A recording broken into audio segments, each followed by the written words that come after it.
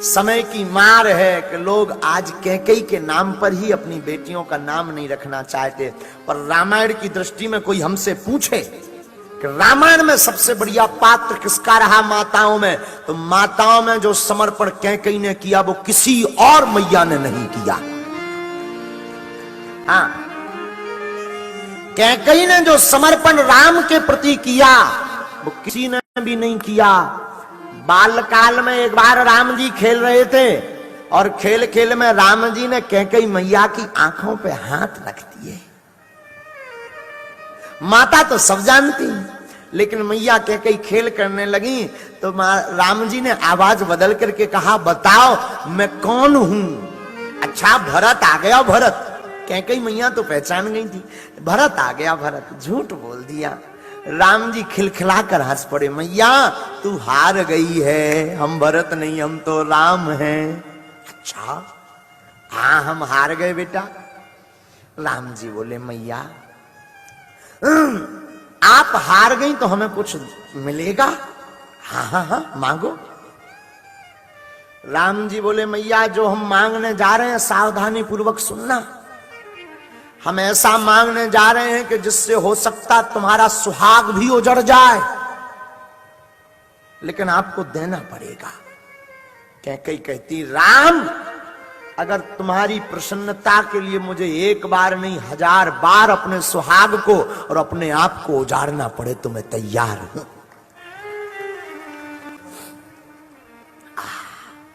कैकेयी कहती है कि एक बार नहीं 1000 बार मुझे अपने आप को बिगाड़ना पड़े। राम कहते हैं, मां जरा सावधानी पूर्वक सुनो, हम जो मांगने जा रहे हैं उसको मांगने के बाद हो सकता पूरा संसार तुम्हारे ऊपर थू थू करे, तुम्हारे नाम को कलंकित करे, ये ऐसा वर मांगने जा रहे हैं। कैकेयी कहती है, एक बार नहीं मैं जितनी बार जन्म लूं उतनी बार भी मुझे कलंक भोगना पड़े, पर मेरे राम अगर तुम प्रसन्न हो तो मैं उसमें भी तैयार हूं।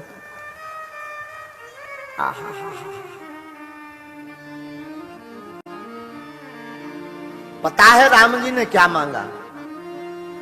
राम जी ने कहा, मां आप हमें वचन में देना चाहती तो एक ही बात दीजिए। आपके 2 वरदान उधार डले पिताजी से, तो जब मांगने की बारी आवे, जब पिताजी हमें राजा बनाने लगे, उसी वक्त आप पिताजी से भरत को गद्दी मांग लेना, हमें वनवास मांग लेना। कैकेयी कहती है, राम ऐसा अपराध मत करवाओ, हमें कोई दिक्कत नहीं है, तुम्हारी प्रसन्नता के लिए राम मैं कुछ भी करने को तैयार हूं, पर भरत को गद्दी में मंगा भी लूं मुझे कोई दिक्कत नहीं, लेकिन तुम मुझसे दूर मत होना ना। पता है राम जी क्या बोले? मैया अगर तुम नहीं मांगोगी ना तो मेरे अवतार का जो कारण है ना वो पूर्ण नहीं होगा। हमने अयोध्या का भोग भोगने के लिए, राज भोगने के लिए अवतार नहीं लिया मैया। हमें तो वन में जाकर के ऋषि मुनियों के दर्शन करना है और रावण अत्याचारी का वध करना है। मां अगर तू मुझसे प्रेम करती है तो मुझे आज वचन दे दे कि पिताजी से तू ये 2 वरदान ही मांगेगी। मेरी प्रसन्नता के लिए राम हाँ, मेरी प्रसन्नता के लिए मैया हाँ कह दे। कैकेयी मैया की आंखों में आंसू भरा है,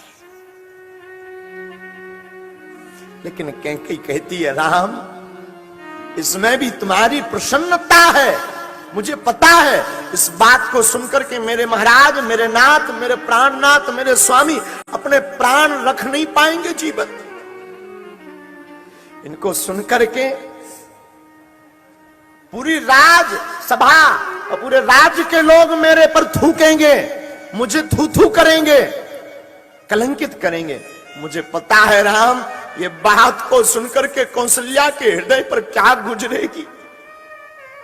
मुझे पता है राम जिस दिन मैं ये वरदान मांग लूंगी कि भरत को गद्दी, राम को वनवास, उस दिन से मेरा बेटा भरत मुझे मां कहना बंद कर देगा। राम मां कहना बंद कर देगा। और मुझे पता है राम उस दिन के बाद मैं किसी को अपना ये मुख दिखा नहीं पाऊंगी। उस दिन के बाद राम, मैं अपना चेहरा किसी को नहीं दिखा पाऊंगी, लेकिन तुम्हारी प्रसन्नता है राम। हे राघव, हे रघुनाथ, हे रघुवीर, हे रघुनंदन, हे अवधपति, हे राघव, हे राम, तुम्हारी अगर प्रसन्नता है तो मैं वचन देती हूं कि मैं भरत को गद्दी और राम को वनवास मांगूंगी। मां के आंसू राम जी अपने हाथ से पहुंचते। आप लोगों ने सुना यह है कि कैकेयी ने कुबुद्धि की, आपने पढ़ा यह है कि कैकेयी ने कुबुद्धि की। मेरी बुद्धि कहती है कैकेयी जैसी मां ही नहीं हुई। और साधो, कैकेयी निंदनीय नहीं है, रामचरितमानस की कैकेयी हमेशा वंदनीय है। कैकेयी निंदनीय नहीं है, कैकेयी की निंदा घोर पाप है, क्योंकि कैकेयी ही वो है जिसने राम को मर्यादा पुरुषोत्तम भगवान बनाया। कैकेयी ही वो है जिसने राम को राम बनाया, और कैकेयी ही वो है जिसने वन में राम को भेज करके रावण जैसे अत्याचारियों से ऋषि मुनियों को बचाया। न कैकेयी वरदान मांगती, न राम जी बन जाते, न रावण का वध होता, न ऋषि मुनियों को दर्शन होती। कैकेयी बंधनी है। एक बार की कथा हमें स्मरण है। राम जी बचपन में कैकेयी मां के साथ ही सोते थे। हाँ महाराज, कैकेयी मां के साथ ही सोते, कभी नहीं सोए कौशल्या मां के साथ। बचपन से ही हमारे राम कैकेयी मां के साथ सोया करते थे। एक बार कौशल्या को लगा कि सब माताएं अपने अपने लाला को लेकर के सोती हैं, मैं आज अपने राम को लेकर के क्यों ना सोऊं। तो शाम के समय राम जी को, रघुनाथ जी को कैकेयी के घर से, कैकेयी के भवन से, कैकेयी के कमरे से, कैकेयी के कक्ष से राम को कौशल्या लिवा लाई। कहा राम आज तुम हमारे पास रहोगे। राम जी ने कहा ठीक है मैया। राम जी आए, मां के बगल में लेट गए। रात मध्य पहुंच गई, 12 बज गए, पर राम जी को नींद नहीं आई। यहां से वहां करवटें लें, कभी जमुहाई लें, कभी खुजली करें राम जी। तो मैया कौशल्या ने पूछा राम तुम्हारी तबीयत तो ठीक है ना, तुम ठीक हो ना, तुम रोज इतनी देर तक जागते हो। राम जी बोले नहीं मैया मैं बहुत जल्दी सो जाता हूं। राम आज तुम इतनी देर तक क्यों जग रहे? राम जी बोले मैया सच सच बोलूं? हाँ सच बताओ ना। राम जी बोले मैया जब तक मैं अपनी कैकेयी मैया के बगल में ना सोऊं तब तक मुझे नींद नहीं आती। कौशल्या की आंख भर गई। कौशल्या की आंख में आंसू आकर के बोले राम धन्य है कैकेयी, धन्य है कैकेयी, जिसने तुझे इतना लाड़ दिया कि उस लाड़ के बिना तू रहता नहीं है।